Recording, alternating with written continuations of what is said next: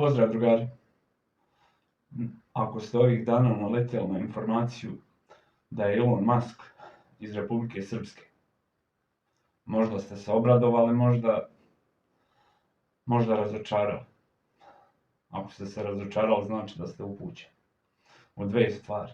Jedna je da je neko uz pomoć nove AI tehnologije namontirao glas Elona Muska gdje on govori da je iz Republike Srpske i da mora to da prizna.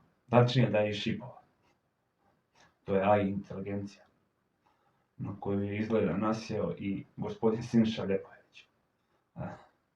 Upravo sam ogledao njegovo gostovanje na K1 gdje on ubjeđuje voditelja da zna da je Elon Musk iz Šipova i da su mu tamo roditelji koji su odselili prvo za Afriku pa za Ameriku. Ovo nije istina.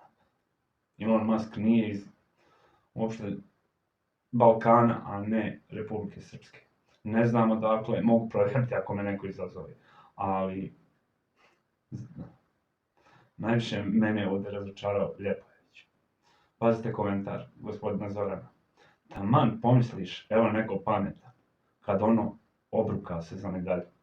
Tačno nama nema spasa. I ja sam isto ovoliko povrijeđen. Zar Ljepojević?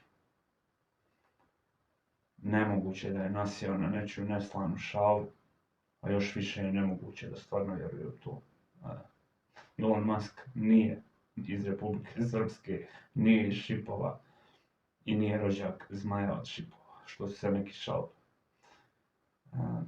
Uz pomoć AI inteligencije možete i meni sad ovaj video namontirati da sam pričao o bilo kome. Elon Musk nije iz Šipova.